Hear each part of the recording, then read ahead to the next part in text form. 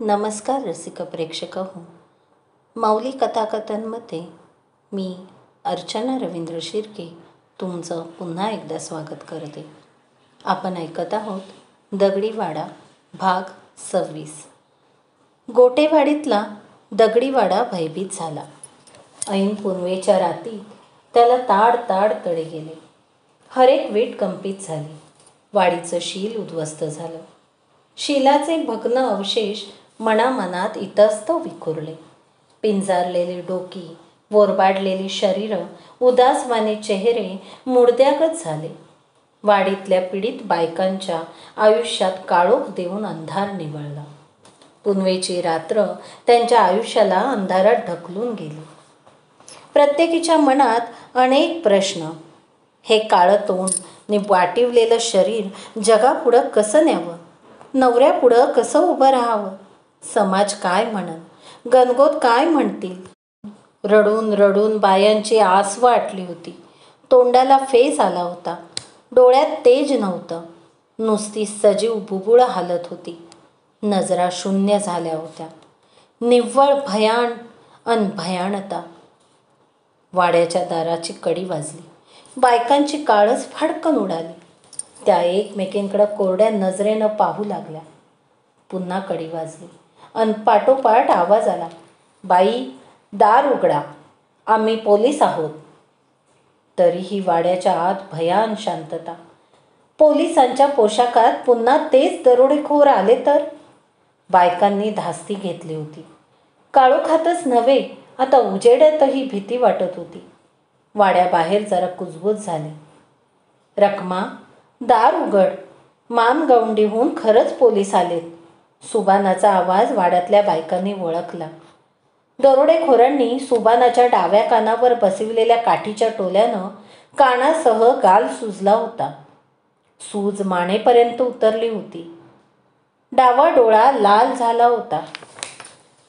कान कन्हारला होता. त्यानं गळ्यातलं उपरणं कानाला गुंडाळलं होतं. तुकारामाच्या ठेचाळलेल्या पायाचा उजव्या अंगठ्यातून अजूनही रक्त ठिपकत होतं. नख फुटून रक्ताळून वर आलं होतं. अंगठ्यासह चवड्याला जराशी सूज आली होती. गुडघ्यावर ट्राउझर फाटली होती. मातीनं माखली होती. तिच्यातून गुडघ्याची जखम दिसत होती. ट्राउझरीचं फाळकं रक्तानं भरून सुकलं होतं. त्याच्या घामाजलेल्या अंगाचा कुबट वास येत होता.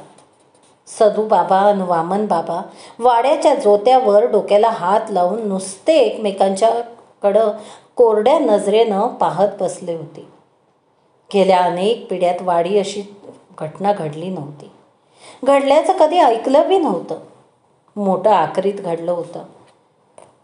दगडी वाड्याच्या भिंती त्याला साक्ष होत्या. वाड्यातली प्रत्येक वस्तूच साक्ष होती. अभेद्य वाड्याला जणू भगदाडच पडलं होतं. भूकंप झाला होता. गर्द काळोखात वाड्यातून चित्कार उठला होता. सुबानाचा आवाज ऐकताच वाड्यात रडारड झाली. रखमानं दार उघडलं तसं ती सुबानाच्या गळ्यात पडून धाय मोकलून रडू लागली. नुसतीच रडत होती ती. तोंडातून शब्द फुटत नव्हते. रडावं तरी काय बोलून? रडताना काय व्यक्त व्हावं? वर्मावरचा घाव बसला होता तो. दुःख देखील शब्दात व्यक्त करता येत नव्हतं. तुकाराम वाड्यात शिरला. बायको आणि मुलगा शोधू लागला. त्याला पाहताच सरला आणि पोरगं धावत येऊन बिलगलं. त्यानं पोराला पटकन उचलून घेतलं. बायकोला जवळ घेतलं तशी सरला ढसा रडू लागली. वहिनी, सुनंदा वहिन्यांचं अनिता कुठं आहे? तुकारामानं अधीरतेनं जाईला विचारलं. माहीत नाही. जाई एवढंच बोलली. पोलिसांची नजर चुकवून तिनं तुकारामाला खुनिवलं. वाड्यात सुबानाची नात पूर्वाही दिसत नव्हती. तुकाराम काय समजायचं ते समजला आणि गप्प राहिला. त्याचं मूल त्याला घट्ट बिलगलं. तुकारामनं लेकाच्या डोक्यावरून पाठीवरून हात फिरवला. त्याचा मुका घेतला. जाईचं तुकारामला खुणावणं सुबानानं पाहिलं होतं. तो बायकोच्या रडण्याचा कड निवल्यानंतर आईकडं गेला. सुंदराईच्या अंगावर जाईनं बेडशीट टाकली होती. तिला लुगडं नेसायलाही उठवत नव्हतं.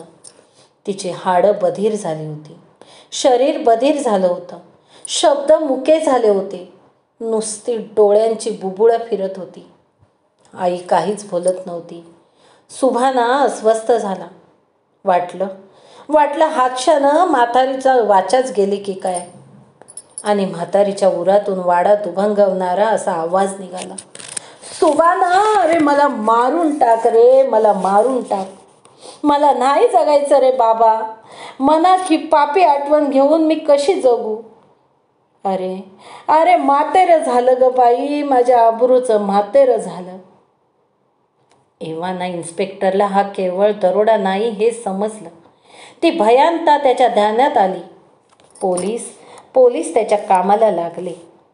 मानगवंडीचे पोलीस निरीक्षक सुनील कावळे यांनी एका पोलिसाला जीपकडं पिटाळून वायरलेसनं आकुर्डी पोलीस नियंत्रण कक्षाला माहिती देण्यास सांगितली.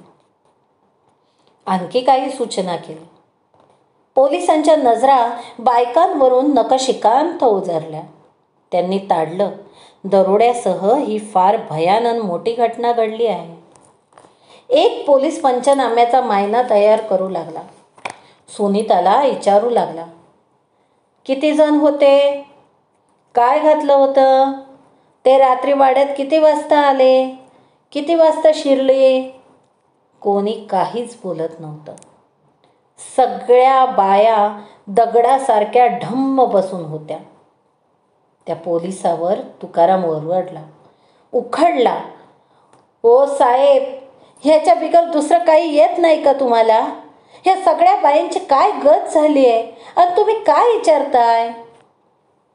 फौजदार पुढं झाला. त्यानं त्या पोलिसाला बाजूला केलं.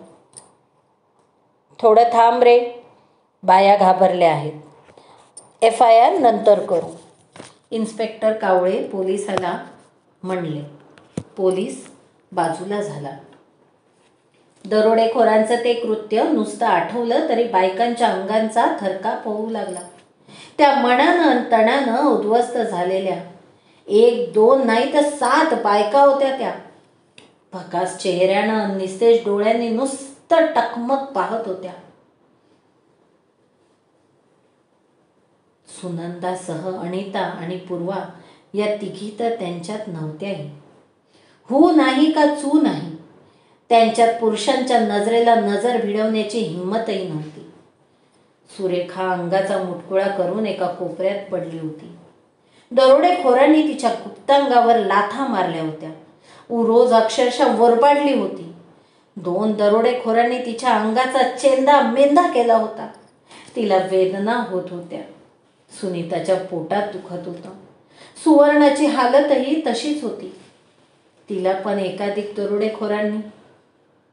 जाईची छाती कान्हारली होती. झटापटीत रकमाचा हात मुरगळला होता. त्याला सूज आली होती.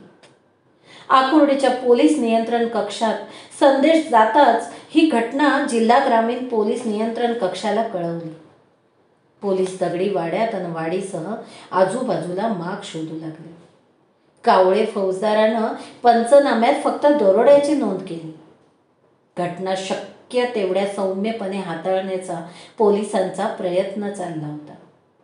गोटेवाडीत दरोडा आणि बलात्काराची घटना काही सामाजिक कार्यकर्ते आणि पत्रकारांपर्यंत पोचली. ते मानगवंडीलांनी तिथून गोटेवाडीकडे धावले. पत्रकार मिळेल तेवढी माहिती घेऊन तिची सत्यता पडताळून बातम्या तयार करू लागले. नवनवीन माहिती मिळवू लागली. बातम्यांचे मजकूर आणि स्वरूप बदलू लागले. सामाजिक कार्यकर्ते पीडित महिला आणि पुरुषांच्या भेटी घेऊ लागले. पुरुषांना बोलतं करू लागले. प्रकरण पेटतं आहे हे लक्षात येताच कावळे फौजदारानं घटना घडल्यानंतर दुसऱ्या दिवशी 2 जीप गोटेवाडीला पाठवल्या. पीडित बायकांसह जखमी पुरुषांना व मुलांना जीपमध्ये बसवून आणि त्यांच्याबरोबर पोलीस देऊन आकुर्डीच्या सरकारी दवाखान्यात पाठवण्यात आलं. शासकीय दवाखान्यात उपचार सुरू झाले.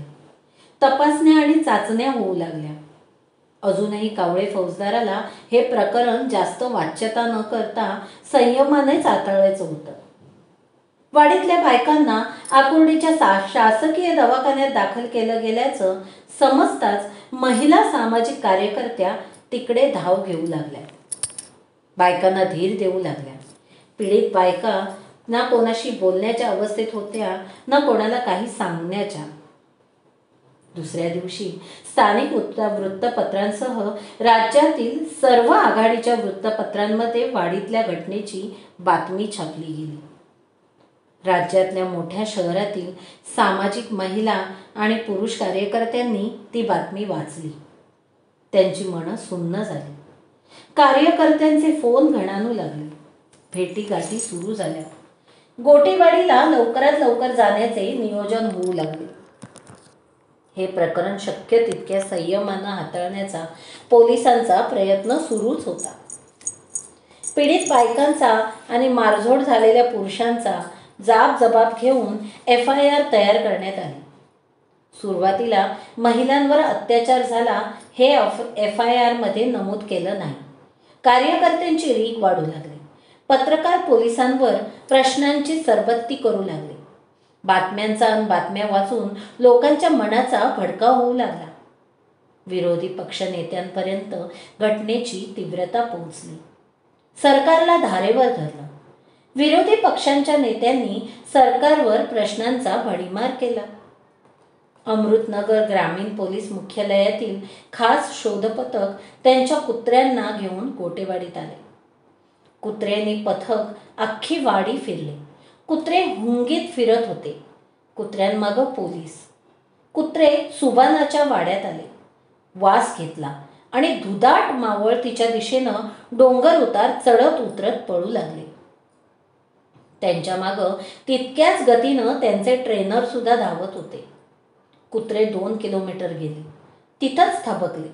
इकडं तिकडं पाहत भुंकू लागले. दरोडेखोरांनी तिथंच जीप उभी केली होती. जीपमध्ये बसून तिथून ते पसार झाले होते.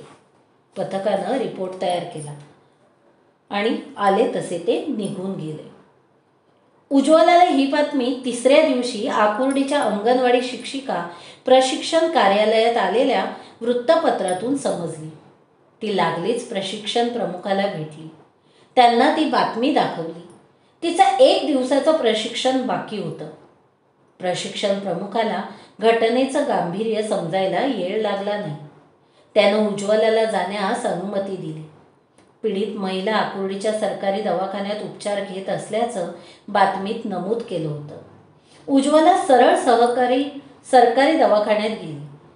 विचारपूस करून महिला वार्डामध्ये गेली.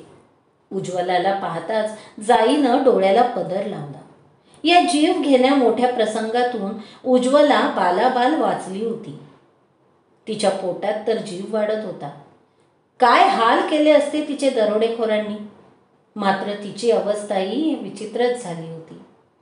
या घटनेतून वाचली असली तरी भेटीला येणारे नेते, पत्रकार आणि कार्यकर्ते तिलाही पीडित महिलांमध्ये मोजीत होते.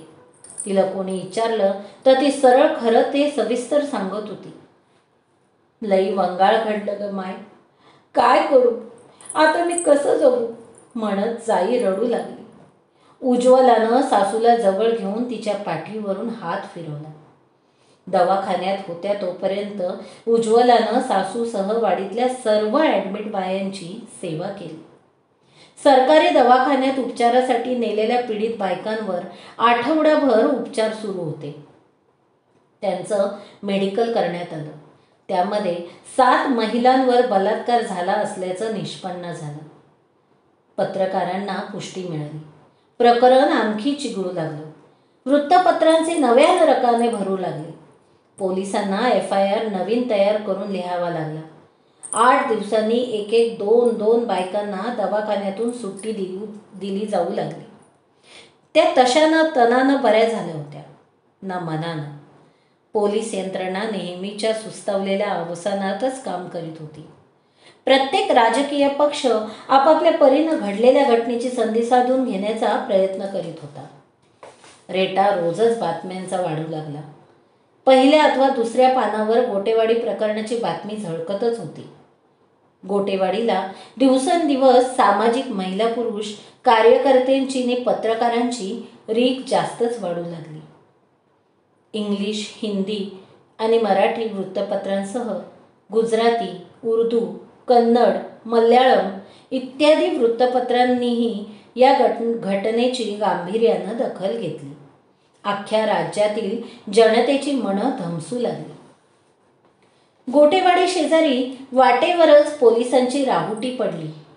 5-7 पोलिसांचा पहारा, निव्वळ देखावा.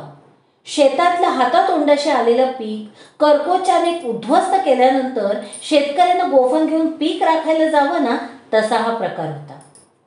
तरीही पोलिसी वर्दी म्हणलं की जनमानसाच्या मनात संरक्षणाची आशा पल्लवित होते. हा मनाचा भाबडेपणा किती खरा आणि किती खोटा ही गोष्ट अलहिदा. आकुर्डीच्या सुमंत छत्री, विलास ढाले, अपूर्वा जोशी, मनाली कुलकर्णी या आघाडीच्या वेगवेगळ्या वृत्तपत्राच्या रिपोर्टर्सनी गोटेवाडीत सारख्या खेट्या घालणं सुरूच ठेवलं. वृत्तपत्रात, मासिकांमध्ये गोटेवाडी प्रकरणाच्या बातम्यांची पेरणी करीतच राहिले. त्यांनी घटनेची भयानता, क्रूरता आणि धग वाचकांच्या मनावर समर्थपणे बिंबवली. विरोधी पक्षाच्या नेत्यानं गोटेवाडीला भेट देणार असल्याचं जाहीर केलं. महसूल खातं, पोलीस खातं, बांधकाम खातं अशी सर्व संबंधित खाती कामाला लागली. धावाधाव सुरू झाली. एका रात्रीत माथ्यावरील डांबरी हमरस्त्यापासून गोटेवाडीपर्यंतचा कच्चा रस्ता तयार झाला. रस्त्याच्या दोन्ही बाजूला पांढऱ्या चुन्यानं माखलेलं दगड चमकू लागले. मार्गिकादर्शक फलक लागले. उद्ध्वस्त वाडीला नटवलं जाऊ लागलं. बाबू लोकांचे आदेश सुटू लागले. त्यांच्या हाताखालच्या कर्मचाऱ्यांची धावपळ अगदी पाहण्यासारखी होती. विरोधी पक्षनेत्याच्या गाड्यांचा ताफा धुराळा उडवीत आला. त्यांचे उजवे डावे आग माग धावत होते. पीडित बाया बाप्यांच्या भेटीचे सोपास्कार झाले. नाटकी चेहरे सुकवून विचारपूस झाली. सरकारी लवाजम्यातच अस्तापुस्त झाली. पत्रकारांचा गराडा पडला. प्रश्न, त्यांच्या उत्तरात सरकारवर टीका, सरकारचा गुंडगिरीवर अंकुश नसल्याची खंत, राज्यात कायदा व सुव्यवस्थेचा वाटुळं, पोलिसांचा निष्काळजीपणा, गृहमंत्र्यांच्या राजीनाम्याची मागणी, आणखीन काय काय काय. गोटेवाडीला भेट देणाऱ्यांची संख्या वाढत होती. विशेषतः महिला कार्यकर्त्या वाडीतल्या महिलांना विचारात घेऊन त्यांना बोलतं करू लागल्या. 4 गोष्टी समजावून सांगू लागल्या. बाईशी बाई बोलत असताना पुरुष असं कान टवकारून ऐकत होते. नेमकं काय आणि कसं घडलं ते समजून घेत होते. गोटेवाडीत कडक बंदोबस्तात गृहमंत्री आले. परिस्थिती जाणून घेतली. पीडितांच्या पुन्हा भेटी. आपल्या लव्याजम्यासह उपमुख्यमंत्र्यांनी वाडीची आणि वाडीतल्या महिलांची भेट घेतली. तिथेच पत्रकार परिषद सुरू झाली. गोटेवाडीचे डांबरी रस्त्याच्या बाजूला पुनर्वसन, पाण्याची सोय, विजेची सोय, गुन्हेगार लवकरच पकडले जातील, पोलीस कसून तपास करीत आहेत, ते कोणाच्याही दबावाखाली किंवा दबावाखाली नाहीत. सरकारने ही घटना अतिशय गांभीर्यानं घेतली आहे. गुन्हेगारांना पकडून त्यांना शक्य तितकी कठोर शिक्षा देण्याचा सरकारचा प्रामाणिक प्रयत्न असेल. जनतेनं सरकारवर विश्वास ठेवावा. उपमुख्यमंत्र्यांचं पत्रकारांना आश्वासन. जनतेला आवाहन. मंत्री महोदयांच्या गाड्यांचा ताफा येताना जसा फुपाटा उडाला तसा जातानाही उडाला. लोक येत होते, विचारपूस करून जात होते. वाडीतल्या महिला आणि पुरुष आपली दुःख वागवीत होते, शोषित होते. पोलिसांच्या गाड्या दिवस रात्र गोटेवाडी भोवती घिरट्या घालीत होत्या. हा वरातीमागून घोड्यांचा प्रकार होता. वाडी आणि वाडीतली घटना संपूर्ण राज्यात चर्चेचा विषय झाली होती. मात्र त्यासाठी बायकांना शिलाची किंमत मोजावी लागली. आता वाडीत कोणी नेता अथवा मंत्री येऊ नये असं पीडित महिलांना वाटू लागलं होतं. नको ती घटना घडून गेली होती. पुन्हा तीच गोष्ट सांगायची, पुन्हा उगाळायची, पुन्हा पुन्हा पुन्हा कितीदा. प्रत्येक बघणार आणि भेटणारा इसम पीडित बाईकडे मनातून अत्याचारित महिला म्हणूनच पाहत होता. काय विचार येत असेल त्याच्या मनात? भीक नको पण कुत्र्यावर असं बायकांना वाटत होतं. अत्याचारित महिलांवर वैद्यकीय उपचार करण्यासाठी शासनानं प्रत्येकी 8,000 रुपये दिले होते. अंगावरच्या जखमा अजून ओल्याच होत्या, पण शासनानं दिलेली 8,000ची तुटपुंजी मदत उपचारात कधी संपली ते कळलं बी नाही. महिलांना पदरमोड करून पुढील उपचार घ्यावे लागले. काही वृद्ध महिला उपचाराला पैसे नसल्यामुळं अंगावरच्या जखमा चिंदी चिरगुटांनी गुंडाळून तशीच वागवीत होत्या आणि त्या जगतही होत्या. औषधांनी उद्या अंगावरच्या जखमा मिटतीलही, पण शिलावरच्या जखमांचं काय? त्या कोणत्या औषधानं मिटणार? आणि अशातच एका मोठ्या राजकीय पक्षाच्या महिला आघाडीच्या प्रमुख मिलन मोरे घटनास्थळी दाखल झाल्या. त्या आल्या ते 2 दिवस वाडीत मुक्काम करण्याच्याच तयारीनं आल्या. त्यांचा मुक्काम असणार होता तो वाडीतल्या पीडित बायकांबरोबर.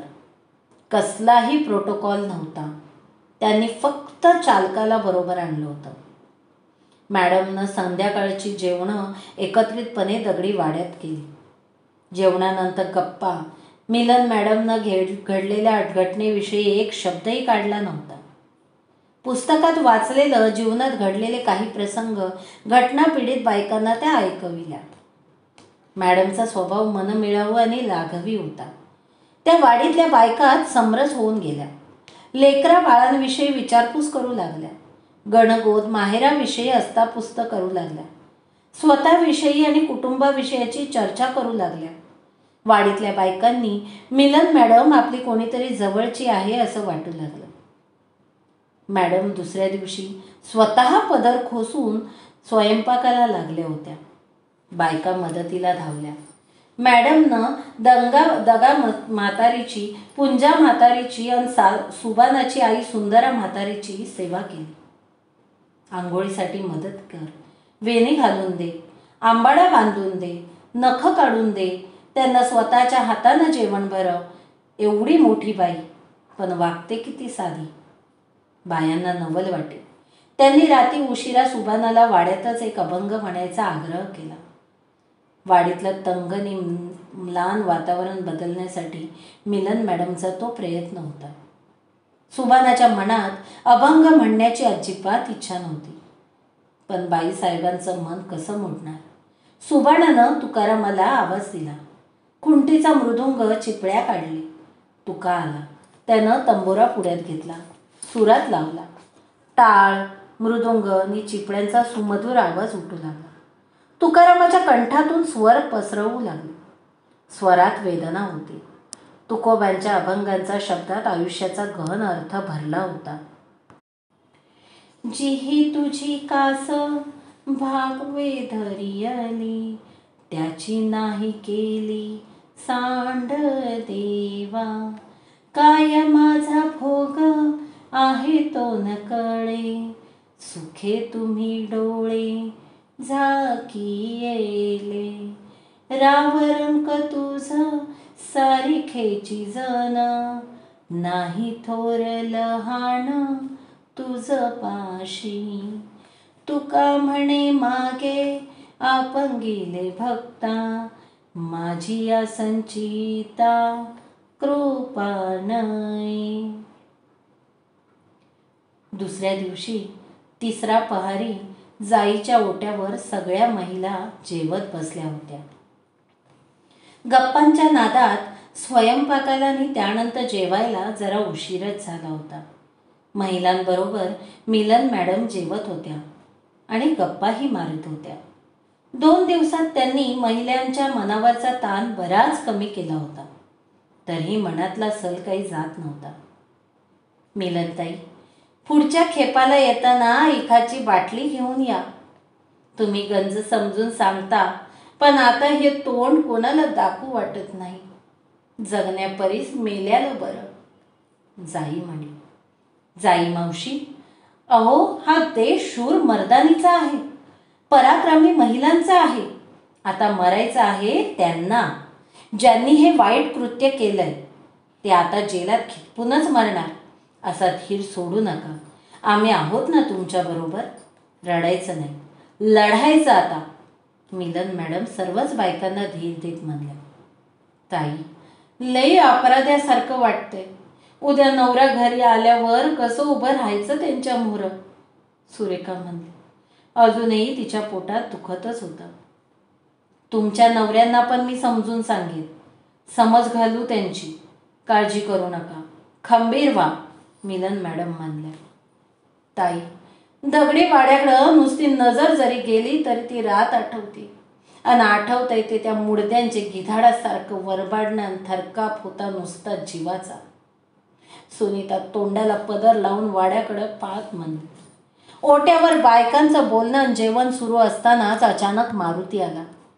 दरोडा पडून 4 दिवस झाल्यानंतर ऊस तोडणीसाठी परमुलकात गेलेल्या वाडीच्या लोकांना तोंडोतोंडी बातमी कळली होती.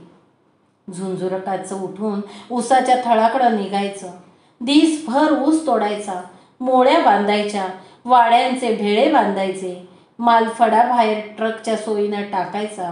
ह्यातच अख्खा दिवस सरून साव सांज व्हायची. गडबडीनं बांडी गाडीत भरायची आणि आजूबाजूच्या खेड्यात इकायला पडायचं. तोडकरी आड्यावर परतत तेव्हा कडूसं पडलेलं असे. ते राबून राबून अर्ध मेलेले झालेले असत. बायका रांधायला लागत. मारुती, वसंत आणि भागीनाथसह स्वतःचा स्वयंपाक करी. पोटात पडलं की आपोआप डोळे मिटत. अशातच ट्रक भरायचा आला की झोपेचं वाटुळं होई. ट्रक भरायला गाडीपरीस एक माणूस जाई. एक दिवस वसंत जाई तर एक दिवस पट्ट्यावर आणलेला भागीनाथ. वसंत उसाचा ट्रक रचायचा काम करी. त्याच्या पाळीला ट्रकचा मागचा भाग रचायला तोच असे. सोयीनं थर लावी.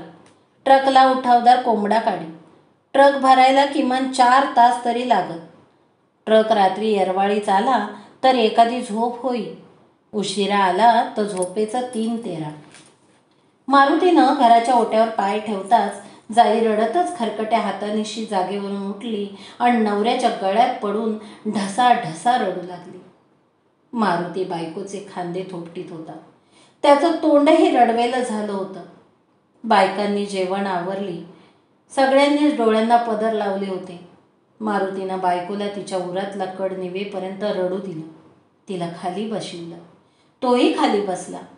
वातावरण स्तब्ध झालं होतं. उज्ज्वलानं सासऱ्याला प्यायला पाणी आणून दिलं.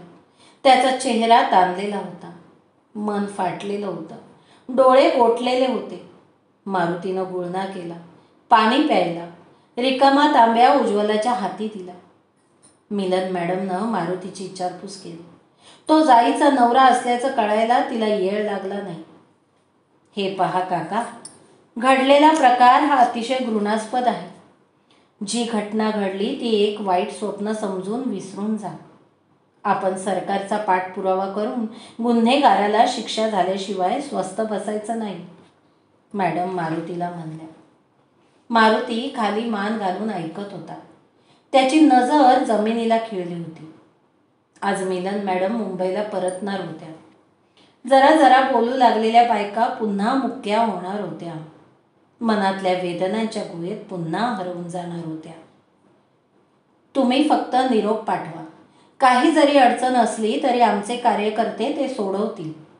जागेवरून उठत मॅडम सर्व बायकांकडे पाहत म्हणल्या. त्याने ड्रायव्हरला खुणावलं. त्यानं गाडीच्या डिक्कीतून 5 साड्या आणि 8 लुगडी आणली. साडी नेसणाऱ्या महिलेच्या अंगावर साडी टाकली.